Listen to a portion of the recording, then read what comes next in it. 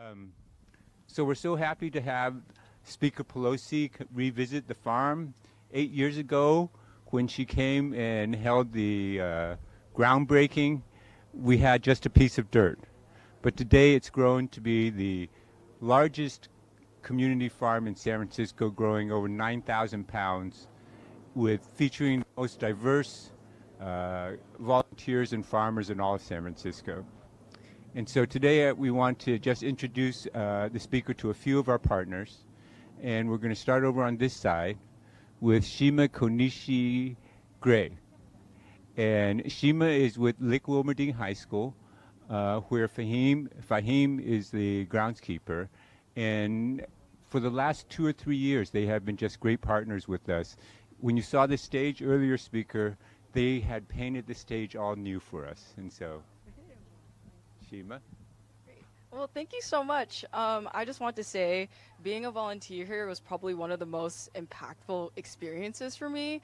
Just seeing like two completely different communities, both Black and Chinese, just come together to learn about such an important topic of like food sovereignty is just so like amazing to me. And especially as someone who is both Black and Asian, it's just so like powerful to me to know that this is like a super welcoming place that is just like a community hotspot for this neighborhood. Thank you, Shima. That was very nice of you to share. And sitting next to her is her teacher, Claire, from Lick Wilmerding as well. And speaker, as you saw when you came in here, we are the community farm for all San Franciscans. And so we don't want to just focus on the Bayview, but luckily we have partners from the eastern side of the city, and they bring our Pacific Heights and our Russian Hill friends. And today, one of our great partners is the Junior League of San Francisco, and Katie Aspel is the president of the Junior League. Yeah, so the Junior League of San Francisco is committed to advancing women's leadership for meaningful community impact. When we started our partnership with Florence Fang a few years ago, our focus area was the social and emotional health of the youth and the elderly. And Florence Fang Community Farm immediately stood out as an excellent example of this. People of different backgrounds, across generations, coming together to learn to grow their own food. It also exposed us to a new neighborhood that we hadn't been active in before, which was the Bayview. And so as our partnership continued, we really saw the immense value, not only that the farm provided to the direct community, but also organizations across San Francisco. We got the chance to have hands-on programming with the farm and truly work together as partners, and that's been immensely valuable to us. And we're looking forward to doing that going forward. We are really super happy. When they come, everybody at the farm is excited that different neighbors are visiting us. And right from the Bayview neighborhood itself, one of our great partners is the Cornerstone Missionary Baptist Church. And Pastor Leggett is right here and has led that partnership. And one of his congregants, Simone Romes, is one of our youth mentors for our youth program. Madam Speaker, Ms. Fang, it's a pleasure to be here. Cornerstone is excited about our collaboration. It breaks down stereotypes. It helps teach young people the value of hard work and being patient and waiting on the benefits of seeing what you've done produce.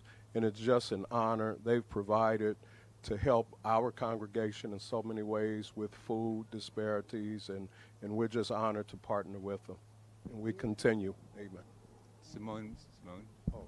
And this is Simone Romes, one of our young people from our church who was just an awesome young lady. I've known her from the day she was born, and she's one I know that I could trust to do a good job here. So Simone Romes. Good morning, everyone. I'd like to thank my pastor and Mr. Fang and Alicia for sending me to this program. See, my position here is to work with the kids and to teach them more about the vegetables and how these vegetables benefit your lifestyle, how healthy it is, and what you could do with it, different things you could do with it, and I just love being here. I always look forward to Wednesdays because I love being with kids. Kids is everything, and the food here, I love how they grow their own food and vegetables and how they give it out to other people and how these kind of events like this to explain how important it is. So I just thank you again for letting me speak here. And Thank you, Simone. Thank you, Simone. And okay, so as I mentioned to you too, one thing we're hoping to do is to create a hyper-local food system for the Bayview. We want to grow it, and we also want to get it out to the neighborhood residents, the families, and also the restaurants and the businesses. And one of our partners in trying to help us stand up as a business is the Renaissance Center. And we have Marcus Tart here, for the executive director of the Bayview Renaissance Center. Thank you, Teddy. Speaker Pelosi, I just want to start by saying thank you. Thank you for being a beacon of hope during some very difficult and trying times. So I want to thank you for that. And we're ready. We're ready to share this resource with the business community here in the Bayview. We have a lot of great restaurants along the 3rd Street corridor. During COVID, a lot of new businesses, food businesses started. So we want to make sure that they have access to locally grown, healthy produce. And lastly, our community, we haven't had a chance to heal. We haven't had that opportunity to heal. And I think through this garden, through this farm, we can begin that process. You know, eating healthy, taking care of our bodies, sharing food together. And, you know, there's something about Mother Earth that can heal us all. So, you know, getting dirty in that soil. So I want to just thank you again for your tremendous service to us all. Thank you, Marcus. Thank you, Marcus. And diversity to us is not just about Black and Asian, different languages, ethnicities, but also about different ages. We're big into intergenerational interactions, and we have a lot of older Americans here, like myself, and so AARP is one of our great partners. Daphne Kwok couldn't be here today, but Sophie Horiuchi Forrester is the director of the local AARP, and she's been a great partner for, I think, 5 or 6 years already. Thank you so much, Madam Speaker, Mrs. Fang, Teddy. It's a pleasure to be here and to continue to be a partner with the Florence Fang Farms. AARP is dedicated to age-friendly communities, livable communities, which includes vibrant public spaces and parks and gardens like the Florence Fang Community Farm. And I think what's been amazing to see in this community is how it's been able, through the farm, to knit communities together, folks who may not even speak the same language, but they can identify with the power of growing something together, putting your hands in the earth and feeling that connection. And so on behalf of the 60,000 members of AARP here in San Francisco County, thank you. And we applaud the work that you do. Thank you, Sophie. And you know, one thing as we grow in the farm and we need advice, the USDA has their National Resources Conservation Services. And even before we started with our ARPA funding from them, staff from the NRCS was helping us, giving us advice on irrigation, soil health, and we're really happy today to have Alan Curry here, the Assistant Conservationist for the state of California. Thank you, Teddy. Speaker Pelosi, Mrs. Fang, it's good to be here with you all today. And you're doing such a great job here on your farm service in the community. The NRCS is committed to servicing the urban and farming community to allow you all to take control of your land and to provide farming supplies to the community. NRCS is also committed to servicing you all with practices. So we've decided that we've opened, along with FSA, we're opening an urban office in Oakland and an office in Compton that will service these urban communities with resources, whether it be technical assistance or financial assistance to continue to feed America. Thank you. Great, Alan. Thank you very much. And you know, the farm is the only USDA registered farm in the city of San Francisco. And that's because the staff at the Farm Service Agency was very patient with us and helped us to do the registration. Today we have the State Director of the Farm Service Agency, the first Hmong to ever serve in such a role. Blongshang. Well, thank you, Ted, Madam Speaker, Mrs. Fang. Obviously, the President and the Secretary realize the importance of urban agriculture. We've seen the impact of the COVID and what it means to our community to make sure that we have access to locally grown fresh food. It's a great opportunity for us, and that's why we're pushing this initiative, the Urban Ag Initiative here. And we're excited, obviously, to take that lead with our partner here to make sure that we reach out to all of our urban ag producers. This is one of those. And I'm looking forward to working with all of our partners to make sure that we continue to grow our urban ag community, but look at the partnership that we can build together. So thank you for this opportunity. Thank you. Blanc says he's going to come back with his district director, Ihab Alisi, there, and they're going to help support us. And finally, last but not least, we have one of our friends at the farm. You know, the EPA has also supported us with the ARPA funding, and we met Martha Guzman, who's the Region 9 director. And Martha, you know, she not only she cares so much, but she's also a doer at the EPA. She gets things done. Thank you, Teddy. Thank you, Speaker Pelosi. I want to just acknowledge and Mrs. Fang for everything that you have done to bring this together. I can't help but say that your most recent leadership in the Inflation Reduction Act is going to give the same funding that we came to the farm here a humongous boost of $3 billion for projects like this small environmental justice grant that we were able to contribute here. So it's it's an impossible number to say. It is tenfold what we've ever had in this program, and it's just the commitment of the Biden administration to lead with restorative justice, environmental justice, and the healing that this land brings, as Marcus said, is what makes this place one of the reasons that makes this farm so wonderful. So thank you for the invitation today. Thank you for coming again, Martha. And now we would like to ask our speaker to say a few words. We all know, we watch her on TV, and she is really saving our country. But at her root, she is a San Franciscan.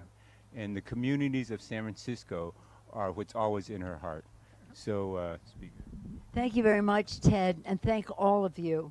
This is so inspiring for many reasons, and I'll go into some of them to call attention to some of what you've already said and what it means globally.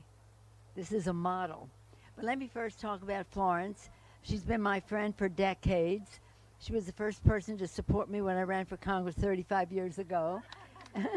She and her husband, John Fang, whom I love, their son, James, my dear friend, and Ted has been just a champion in so many ways in our community, especially on the forefront on healthcare issues relating to HIV, AIDS, hepatitis, every subject you can name. But he saw food as a health issue. And 8 years ago when we were here for the groundbreaking, I don't know if my son Paul is here yet, but he was here, and he was telling me everything that was said that day, this morning. Remember when they said this? Remember when they said that? And we don't have to remember because we can see the fruit of all of that labor here today. It was wonderful to be with Fahim and to see how he has brought so much to what happens here, and it's not his day job. It's not his day job, as was mentioned. He works at Lick Wilmerdine, where we obviously we heard from Shima about what this means to her teacher who was here. Katie, thank you for showing how this has unified the community with the union, with the Junior League. Simone, your work here, you look like you really enjoy it. Oh yeah, it does. You are really a good example, and thank you to Pastor Leggett for how you framed it in a community-based way as well. All of our guests, you have to know what an honor it is for us to have Martha Guzman here. She's a very big deal. The Region 9. Tell them what Region 9 covers. Absolutely. It covers the state of Arizona, Nevada, California, Hawaii, the Pacific Islands, all the way out to Micronesian, and 148 federally recognized tribes. So yes. So thank you for honoring us with your presence today and recognizing the importance of all of this. As Marcus said, in enlarging the issue to values and community and the rest. And ARP, thank you, Sophie, for being here, because Fahim was talking about the intergenerational aspects of this. So important. Children learning from older people learning from children. Children are our teachers, and we want to know how they want to make these decisions. And again, I said to Martha, now, Young, congratulations on being a pioneer, the first. I'm glad you'll be back. I'm glad you'll be back. And to Alan Curry, that was very good news. The NRCS doing more in communities like this, but learning from each other. So I thank all of you for your participation. I saw Andre, Johnny, Fahim, so many others that I have met along the way, taking great pride. Even the beekeeper, and he had on shorts and like a tank top, and I don't know, he seemed pretty brave out there. But it's a most amazing thing, because Florence has always been about growing things, growing community, growing opportunity, growing the arts for people to learn from and also contribute to. And this is such an example. We planted a bamboo tree 8 years ago together. It seems like yesterday. But here's the thing. This is an example. This is an example of something so very special about an idea to grow, but listening to the community as to how. Listening to the community as to how and what. And as was said earlier by Shima said, Asian and African American, different foods, and learning how to from each other in that respect. So I'm absolutely thrilled. Yes, I have responsibilities nationally. There's no honor greater than to go to the floor of the House and speak for the people of San Francisco, no matter what other honors my colleagues may bestow upon me. And why? Because of our beautiful diversity, which is truly our strength. The strength we draw from other ideas, so that it's not just incrementalism, building on what we've done. It's thinking in new and fresh ways about it by listening to the future generations, which will take charge, but also learning from those who have been involved for a while. So this is a model to the nation. It's of national significance. And let me tell you something about our president. He has said that in all the bills that we passed this year, whether we were starting with the rescue package or the infrastructure bill or the any of the bills that we passed, most recently the Inflation Reduction Act, that he wanted to see justice. He wanted to see fairness. He wanted to see a fresh new way to do things. If we're building a highway, not to split a neighborhood, but to build infrastructure that unifies a neighborhood. If we're going to do that building, we want to hear from the community how it should be built, and we want the jobs and the ownership of businesses to be from the community. He wanted it to be about environmental justice, to erase the long time, but communities having more asthma than another. Why? Why should that be? So everything that we've done, he always subjects to the test of justice, fairness, inclusiveness, diversity. And this project, the Florence Fang Community Farm, certainly not only measures up to that, but leads the way in that regard. Long before the president took office and pronounced all of these things. You all know that, who work in the USDA, the United States Department of Agriculture, and the rest. And as we address the climate issue, it's important to note how communities want to do that. I'll just end by saying we were honored that Ted was at the White House Conference on Food, on Hunger. That was a real recognition of what's being done here. And we're all very proud that Florence has been at our meetings with Jim McGovern, the chair of the Hunger Caucus in the Congress. You were there. And we talked about food as not just sustenance, but as medicine, as you said, healing. It's about healing. And so this is so much of healing springing from the ideas of the community, meeting the needs of the community, but in a way that so many other communities can learn from. It's pretty exciting. It's about results. It's about inspiration. It's about community, which has the word unity right in it. So thank you for healing. And we have the Mayor of Fremont, right? Right. And Mayor of Sonoma here. And Mayor of Fremont here. And Millbury Mayor. Wendy, you're Millbury? Wendy? Where's Wendy? Give us a wave. Wendy's back there. But again, hopefully other communities. Now, let me just close by saying this. When I was first elected to Congress 35 years ago, there was one farm in San Francisco. It was a mushroom farm, which meant it was dark. I don't know whatever happened to it, and you don't want to go into how you grow mushrooms here. But this is a vast improvement on that, But just to see the excellence of the product, too. So in any case, congratulations and thank you. And thank you to the Fangs for their leadership. I'm going to yield now to the distinguished Florence Fang. Okay, today, my usually I'm not very good, talk to the public. And today, my son, Teddy Fang, didn't arrange me to speak something, but I just have some input. I want to say something. First, Ted is the one, in the beginning, he has the ideas to have this farm. Then, since then, he's in charge of this farm, and for 8 years, and it's a hard work, get people together until growing like this. So I'd like to thank Ted. Hey, Ted. Oh, nice. Mommy. And the second I want to say is, this farm, without volunteers and all the supporters, especially without our speakers' support, we cannot grow it like today. And every time I see the speaker, is very good of a good friend of mine.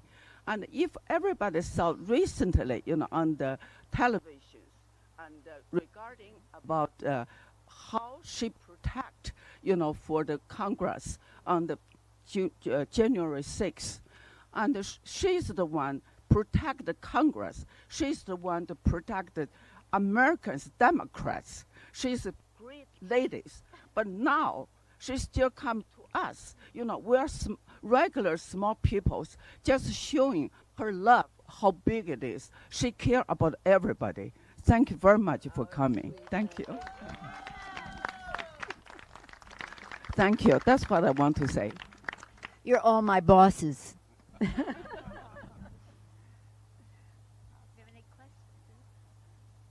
questions? Jay Yan, reporter from television. As we know, Ms. Fang is a role model of Chinese American community. So, how do you think the Florence Fang Community Farm has contributed to the San Francisco Bay Area community? Thank you. Thank you very much. I love the question. I do agree with you that Florence Fang is a model of Chinese American leadership in our community, and that's very important. I said earlier, I've known Florence a very long time. She and her husband, John Fang, were also, both of them leaders in the community. And I had the honor of speaking at his funeral years ago. James was my dear friend, probably the only Republican I ever endorsed for office. I believed in his leadership, and of course the contribution that the Fangs have made to the community is a great one, to our country is a great one, but I know they take the greatest pride in the contribution of their family to the community. Ted Fang has been there on every front in terms of meeting the needs of the community. As I said, whether it's health or whether it's food, and of course they are connected, whether it's unifying the community and the rest. So their contribution is, of course, about Florence, but it's about her family as well.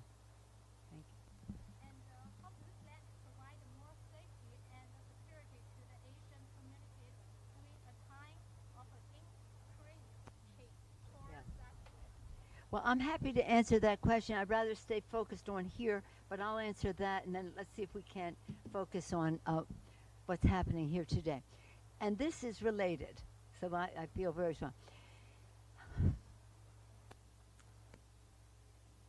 What is happening in our country, ginned up by certain rhetoric that is unacceptable in our country, but nonetheless at the highest level in our country a few years ago, about turning attention to the Asian and Pacific American community, Pacific Islander community, is something that has no place in our society and in our country. I'm very proud of our President Biden when he became president to push that aside and say to the Department of Justice, we want you very much to take a proactive role in stopping these assaults on the Asian Pacific Islander community. And we say to the Pacific Islander community, you are who we are. We're all Americans.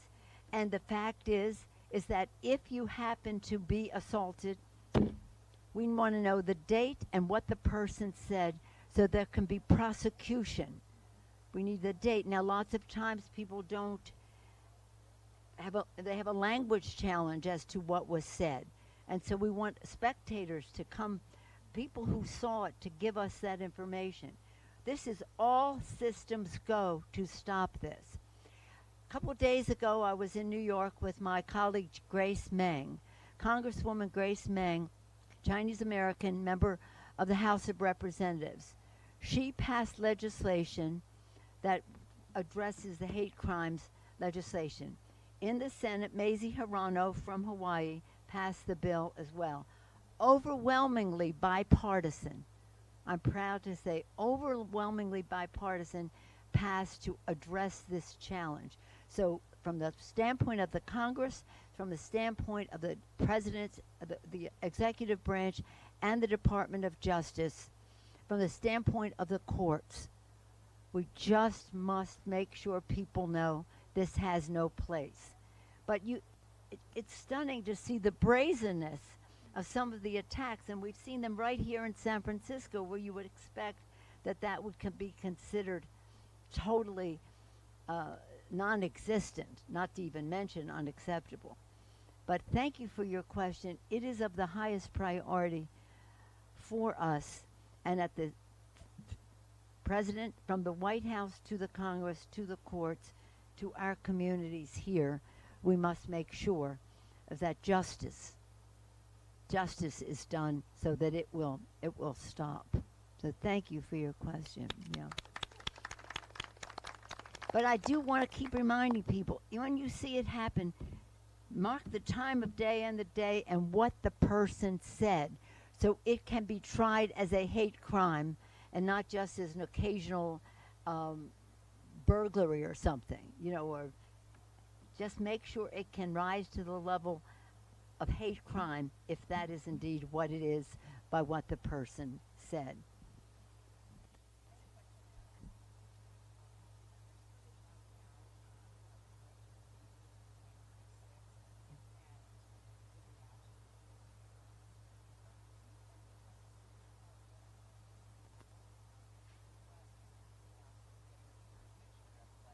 Yeah.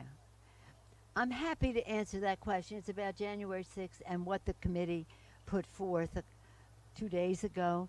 But if we can just focus on what we're here for right now, I think that would be important. Does anyone have any questions? Yes, ma'am.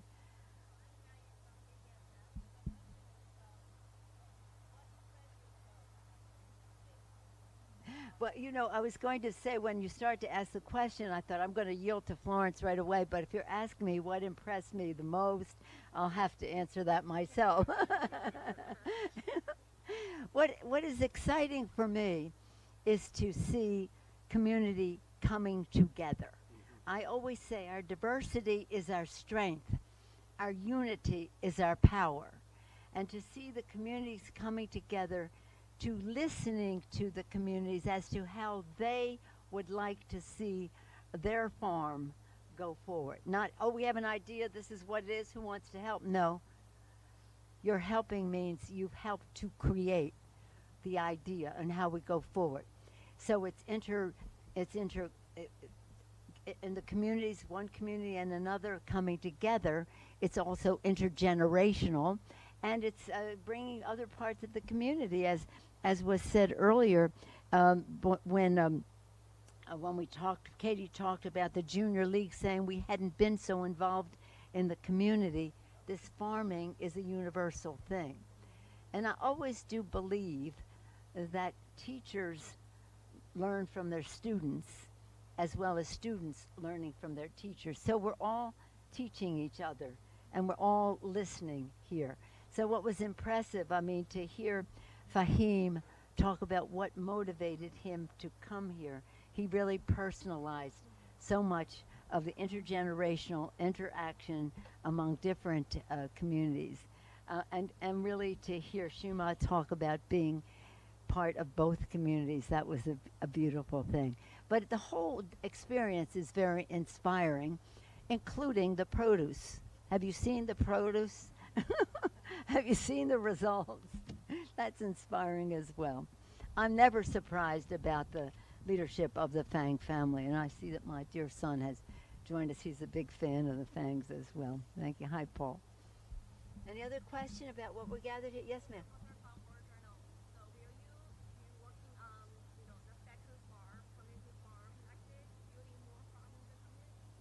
Yeah, well, let me just tell you what I would have said if I read my notes. Is that here's the thing, because as our distinguished director of Region 9 EPA, Martha Guzman, has said, a region administrator, this is part of a bigger thing, and as was mentioned about the Department of Agriculture, in these bills we have a good deal of resources that are there. And funds are always competed for by what your proposal is. But this president has made justice and fairness and inclusion and diversity a part of the standard of what will happen. So that means it's different. You have to show how you're bringing community together by listening to the community. So we have... again, for just in this thing, we have $300,000 to expand operations from the USDA, $75,000 for environmental justice from the EPA. But understand this also, I mean, this is part of billions of dollars for the whole country for a variety of purposes relating to the environment and farming and saving the planet. But what I think it's important for everyone here to note is that what you are doing proves the point. So it enables us to get more, not only for you, but for others, because you are a model to others. And the best argument we can make about doing more is to show examples of success. So that's why I say this is an example of a model of an initiative of national significance, because others can see this, be encouraged, have confidence that it works. And it works because it listens to the community. Yeah. Okay? Yeah. So if you wish, or I can just come talk to you about January 6th. My daughter, Alexandra, who's a filmmaker, she had brought her son, who was in 8th grade, for him to see a lesson in civics on how we would have a peaceful transfer of power. It was having no thought that we would have an instigation incited by the President of the United States. And violence, an assault on the Capitol, an assault on our Constitution, because the Constitution required that day that we act to ratify, certify who would be President and Vice President of the United States. So it was about the Congress, it was about the building, of course, this temple of democracy for the world to see under assault. So it was horrible. And they asked me if I was scared. I said I wasn't scared for me. I was scared for my the staff. I was scared for the maintenance people who keep the Capitol going. I was scared for the press who was covering it. I was scared for my colleagues who didn't have the same kind of security I had. So it was really quite frightening. But the trauma that it caused that is ongoing, and the message that it sent to the world with the crudeness and the defecation, verbal and otherwise, that was there, it was a horrible thing. So Alexandra, who was there to just witness a civics lesson, could show what was happening, where we were pleading with the administration, pleading with them to send the National Guard to stop what was there. And they would say, well, it takes planning and we've got to get approvals. And we're saying, just send them, okay? Just send them. It was good for the world to see. Now, the reason that happened is other people were coming forth with videos that they had. And she said, well, I feel compelled to give them what we have so that people can see what we saw that day. It turns out to be quite historic because they've never had that close-up video recording of what happened. And one of the things that I hear the most about is two things. One, about the vice president. When I spoke to him, I said, I'm so afraid for you to be in the Capitol still. I hope nobody finds out that you're there. Be safe. Why are you still here? I don't think this was in the film. And he said, well, the Secret Service thought it might be call more attention if we left with a vice president's entourage. But Lord knows what might have happened if that entourage went out there. And the other thing was, and this gets a lot of reporting, I'm told, I haven't had time to watch it, but is that I said to them, suppose this was happening at the White House or this was happening at the Pentagon. You would have forces there to stop it. Now send them to the Capitol. Now send them to the Capitol. So there was a resistance for a long time. The Secretary of the Army, who approves that, said, well, I've got to get my permission from my boss. Go in and ask him. The Secretary of Defense, all these people are acting. And, of course, they were holding it up. So, anyway, that's what was new about what was happening that day. It's what was happening behind the scenes. This is the first time I've talked about that, so we're home. You're my bosses. I'm sharing that with you. Thank you. Thank you.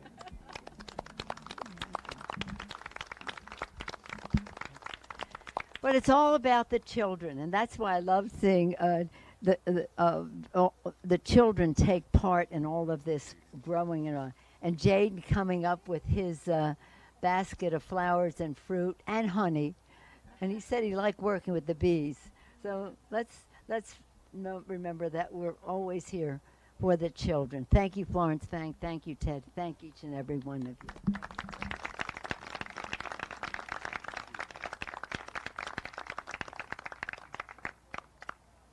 Okay, well, thank you everybody for coming today. It's been a great day. Yes, from Pastor Leggett. I'd be honored. Can we do a photo with the three principals, and then we'll get the whole group out? Yes, and then we'll do one by one.